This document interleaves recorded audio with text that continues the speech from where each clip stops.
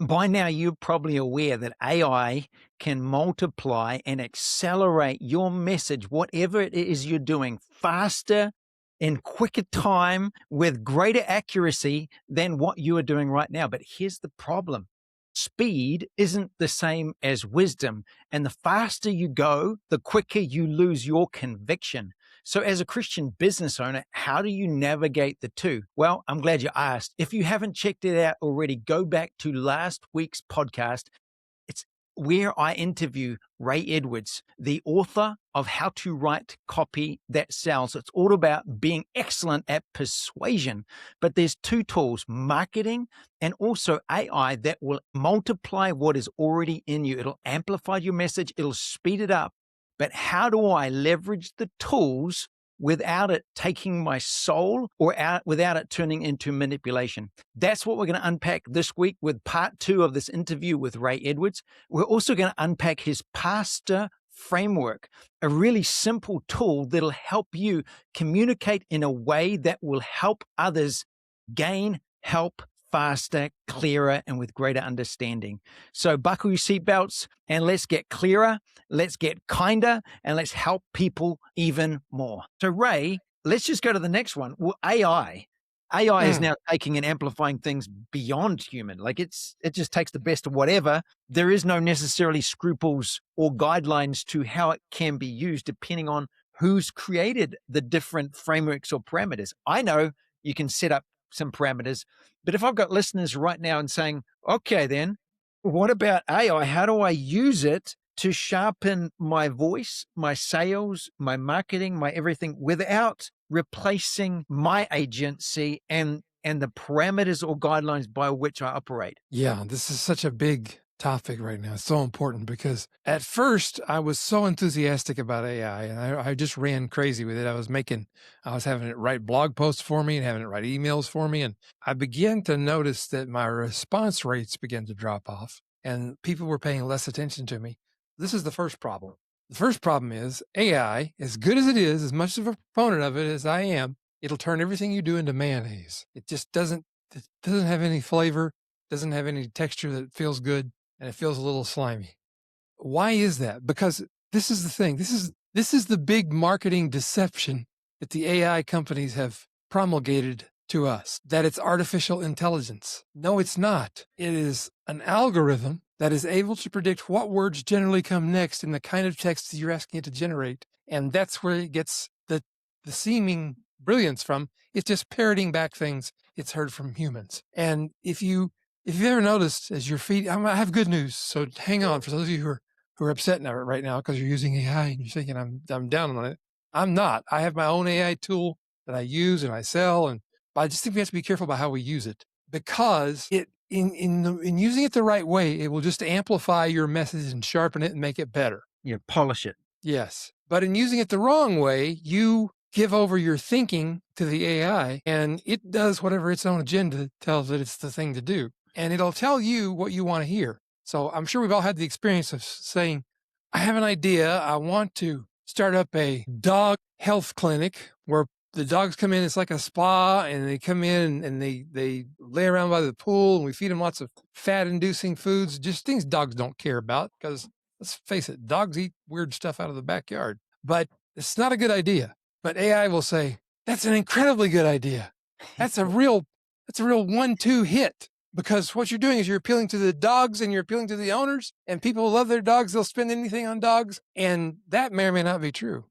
So if you ever get that kind of sycophantic behavior from your AI, which tells you everything you think is brilliant, just go in when you get one of those responses back, just say the exact opposite in the next sentence. So you might say, I disagree with you. I think that's a horrible idea. And how can you say it's a good idea? Because it's just a weird idea I had and you went full guns on it. And I don't think it's that good. And the AI will invariably say something like, good catch, Ray. I'm glad you pointed that out because the truth is it's not really a good idea. Where were you 30 seconds ago? Exactly. So a couple of cheats there. Test the phrase, test, critique, or challenge. Do that regularly because otherwise all it's going to do is parrot you or make a more polished version of whatever you've put in.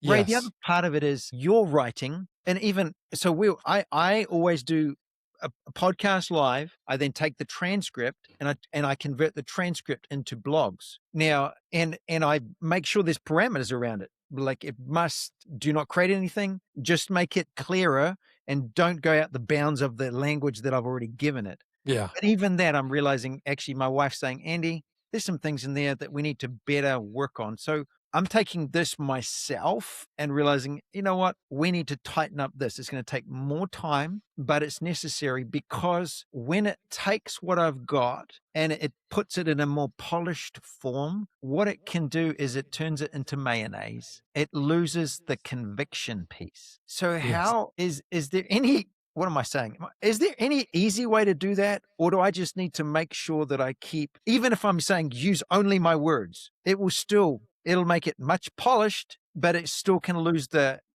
conviction piece, which only comes from me. Yeah. Well, is there an easy way to do it? Yes, but it'll give you the mayonnaise. So if you just want mayonnaise, it's easy. Just crank it out and Just spend 30 minutes and you're done. But my recommendation, the protocol I'm following now is I do what I've always done. I think of an idea for a piece that I'm going to write for a sales letter or an email or an article or a book that I'm writing. I think of the idea and I'll go in and make an outline of how I think the idea should come together. I'll put in some key phrases, some headlines, some bullet points, and I'll think about that for a day or two. I'll put it aside, then I'll come back to it and I'll flesh it out. And I'll come up with my own first draft of the piece that I'm writing. Then I take it to the AI. My AI of choice these days is Claude. And then I also have our own tool that we use, ClarityScribe, but that's for a very particular set of practices. I'll explain more about that in a bit. But I'll give it to Claude and I'll say, can you flesh this out? Don't change anything about any material statements that I've made or facts that would undermine my argument, but can you just clean up my grammar and make it a little more understandable, edit for clarity? Yep. And then here's the key. I tell it, don't make the changes yet. Tell me what changes you're going to make and let me approve them. Now, most people won't do this, Andy, because it's work. Yeah. But trust me, your writing will get better if you do this. Yeah, because not it's going to worse. teach you how to do it. And that's speed versus wisdom. I will sabotage and I will compromise if I'm going after speed all the time. Yes. Haste makes waste. Dang it. I got to do more work here, Ray. It's funny because I'm working harder at the writing I do these days, but I'm writing better and it's me. It's my stuff. People don't get it and say, this sounds like AI. That doesn't happen anymore. It did in the past. When I figured out, think of it like a writing assistant or an editor. And I think it's really important to not let it change because here's what can happen. I know because I experienced this. I began to think what it was giving me was good writing and it was my writing. I'm like, oh, it sounds like me. No, it didn't. But I was deceived. So don't be deceived because the nature of deception is you are deceived and then you don't know what's happening. But if you go into this with your eyes open and you ask the tool to give you the suggestions it would make to change before you approve them, then you can change them ahead of time and you get a much better, more solid third draft. Because the first draft was my outline. Second draft was my fleshed out draft that I gave to AI to improve. Then I've got back from AI the third draft. Then I'm going to rewrite that. Yeah. And rewrite, there's not as much to do, but there will be things I go in and change words because I'll realize I would never say it this way. This is how I would say it. Yeah. So what you're doing is this is how I can have a practical workflow. Start with the idea, flesh it out, give it time. Like don't. Yes. I'm hearing that again and again and again. AI is going to save you time. Yes and no. It will turn everything into mayonnaise unless I maintain ownership and agency of the process, which is everything we're talking about. Don't outsource your identity, your gifting to a tool that can help enhance and will enhance whatever you're doing as long as I maintain agency. And I'm taking that on board myself as like, yeah, we've already decided to do that even more. So that's really cool. Ray, you've got this really cool, which I think is the best marketing framework I have ever come across because you're turning marketing from manipulation into shepherding people, helping people go where they need to go. And it's your pastor framework. Could you just give us the 5-minute version of that for any business owner, business leader that wants to better serve and better communicate? What is the pastor framework? Yeah. So I was at a marketing conference quite a few years ago, and they unexpectedly asked me, could you speak after lunch? Because the guy who was supposed to speak, not going to be here. I said, what do you want me to talk about? They said, copywriting. we need to give people some kind of framework they can use to write their copy. And I thought, okay, great. I'll do that. I went back to my room and prayed to God, please give me some idea. I have no idea what I'm going to say. And he said to me, pastor, and I realized it was an acronym. So that's where it came from. And here's what it means. PASTOR, the letters stand for pieces of the structure of your talk or your blog post or your sales page, anything you're going to write that you're going to craft to persuade people to do what's in their own best interest. You're going to use the pastor framework. And by choosing pastor, the original meaning of that word was not the guy in the suit who leads the service at the local Baptist church, but it was a shepherd. And what does the shepherd do? The shepherd cares for the flock, protects them, gets them food, gets them water, makes sure they're healthy, doesn't let the wolves come around. That's what a shepherd does. And the great shepherd, as we know, laid down his life for the sheep. Oh my God. When you think of your business like that, I'm the shepherd of these people. I'm going to help them make a good decision for them. It may not be the best decision for me because they won't give me their money. But if they don't need to give me their money, if I can't help them, I don't want their money because then I'm stealing from them. So I'm shepherding my people, leading them to a good decision. The P stands for person, problem, and pain. You think of the person who is your ideal customer in your mind, who's the person you could help the most, who's the person that most needs it, who's most aware of it, if they have a problem, if they have a pain, and that you can help them solve it. That's the person. Then you think of the problem. What is the problem I solve? And I want to urge you to think of just one problem. You may say to me, well, I got a business. We got 15 different things we could do. That's the problem for you. Your problem is people say, I focus on 15 things. I'm like, no, you don't. You don't focus. I don't think that word means what you think it means. Focus means there's one thing I pay attention to. So there's one problem you help them solve. And what's the pain as they feel it that comes from that problem? Not as you feel it, not as you feel like they ought to feel, how they feel, how they experience the pain. So then we move on to the A, which is for the aspirations of the person you're working with. What do they aspire to? And also, we want to amplify the consequences if they don't solve the problem. Yeah. Now, people get a little edgy about this because they think I'm recommending you use fear in your marketing. No, that's not what I'm recommending. I'm saying if you're a doctor, you're a physician, and somebody comes in your office and they're clearly out of shape and they're eating wrong, they've got plaque in their arteries, are you engaging in fear-based marketing if you tell them, you're very close to having a heart attack. We need to do something about this. You need to change your eating habits. You need to exercise. We might even need to go in and make sure you don't have a blockage that's about to kill you. No, it's just telling you he's amplifying the consequences because he or she knows what's going to happen if you don't take care of the problem. Yeah. So it's important. It's their duty to let you know that. That's how you think about amplifying the possible pain of not solving the problem. And you also amplify the aspirations that they have. What do they want to be true in their life? What do they want to happen in regard to this problem? What would be paradise for them? Then there is the S, and the S stands for the story of struggle and success either you've had with this problem or your other customers have had. So you can say, well, Bob is one of our customers and he had the same problem. We helped him solve it. This is what he experiences today. And he's given us permission. Here's his phone number. You can call him and talk to him about whether or not it worked for him. And we have 1,300 other people just like Bob. Or I discovered this method. It changed my life and it changed the lives of other people. So that's the story of struggle and success. And it's important to let people know what your struggles have been because how do you feel when the guy jumps up on the stage and their big pearly white teeth and their perfect suit and their perfect hair and they say, I'm going to tell you how I became totally successful. It feels a little bit hard to believe, doesn't it? I want you to be successful. I want you to know what you're doing. You know that you can help me. But I also want to know that you're human and that not everything you do turns to gold. It's important to be real with people is what I'm really saying. So then the T of pastor stands for transformation and testimony. So you tell the story of the transformation that can happen in their life, in their business, whatever, however you help them. And you got to be truthful about this. Yeah, the key to everything. Truthful. Don't make any over-the-top, wacky claims you can't verify. Just tell them the true story of transformation and then give them testimonies of other people that you can have your customers provide you with if they feel good enough about what you've done for them. You can just call them up and say, hey, Bob, we helped you out with that situation, right? Bob says, yeah, you sure did. Really made a difference for me. I love what you did. Do you ever tell people about it? Yeah, I tell everybody about it who listen to me. Could you tell people about it like on the phone with me right now? Could you just, if somebody said, well, would you recommend working with Ray? And then Bob tells the story and gives you permission to use the story, and you put it on your website.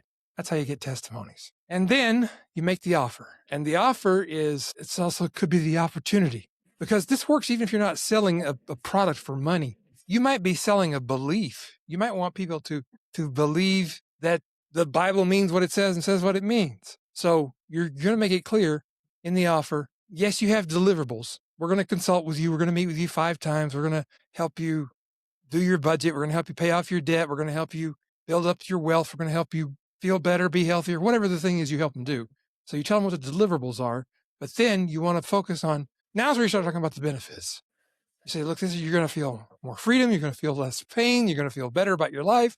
You're going to have a better position in the business world. And that's the offer.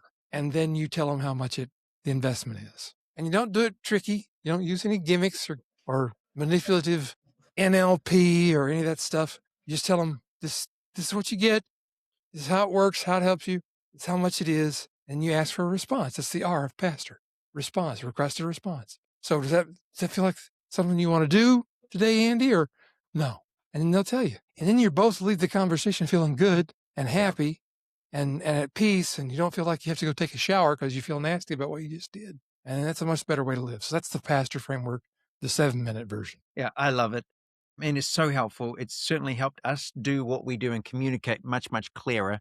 And that will help anybody, whether they're selling widgets or they're a speaker or they're writing a book or whatever it is you may do. If you can actually, whether you're using it intentionally or not, if that will help you communicate more clearly and help people. Ray, if there's people listening right now and they're saying marketing, copywriting, AI, where do I start? What would be a real practical first step to get on this pathway of doing it in a God-honoring way? Well, I'm going to be bold and say, first, you could get those 2 books that we showed you earlier, and there'll How be links to to Write those. Copy That Sells by Yes. Ray Edwards. Yes, and I'll be happy to give you I'll be happy to send you a free copy of either or both books if you'll pay for the shipping.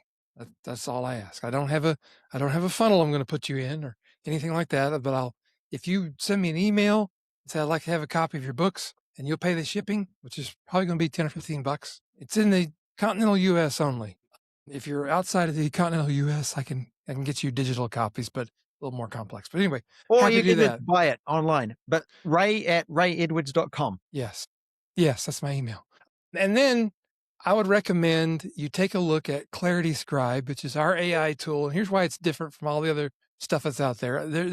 I've looked very carefully trying to find something that's built exactly like ours is, and there's nothing yet. Somebody will copy us one day. But ClarityScribe is a whole system, it's not prompts. You don't prompt it. It prompts you. It asks you the questions I would ask a client if they were going to come have me write copy for them. And we tell people, look, we have to know about you and your customer first. And we put that information into ClarityScribe, and it builds a profile, and then it'll write all the first drafts of stuff for you according to the criteria that I have for writing copy for me. We as my business partners, Brian and Noelle Swatowski, and they programmed this thing. They came to me. I have to give them credit where credit is due. Brian came to me and said, Ray, I've got an idea I think would work really well for you. I want to put your brain into this AI, your copywriting and marketing brain, and we can code it into the AI so it'll write and think like you do, and then people can get their copy written, and they can either, after it comes out and it writes sales pages, emails, launch copy, social media content, it writes all that stuff, and it'll remix it for you so you can use it in various formats over time. But it gives you a much better first draft. Even I use it. It gives me a much better first draft because all the questions and frameworks and ideas and tools that we use are built into it. You don't see all that, though. You don't have to know all that.